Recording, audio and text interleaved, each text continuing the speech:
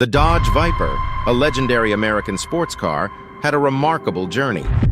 Conceived in the 1980s, a team of engineers aimed to create an authentic American sports car. Led by Chief Engineer Roy Sjoberg, they crafted a vehicle that embodied raw power and style.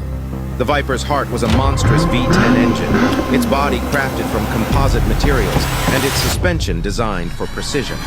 In 1992, it made its debut as the pace car at the Indianapolis 500, capturing the public's imagination with its ferocious power and aggressive design. Over the years, the Viper evolved to meet changing demands and regulations, solidifying its reputation as an American icon.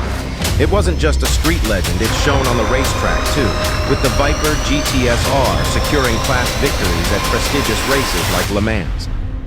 The Viper's legacy extended through iconic collaborations, including a partnership with Hennessy Performance that birthed the 1,000-horsepower Venom.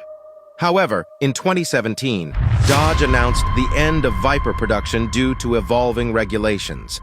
Though it's no longer in production, the Viper's legacy endures in the hearts of enthusiasts and collectors.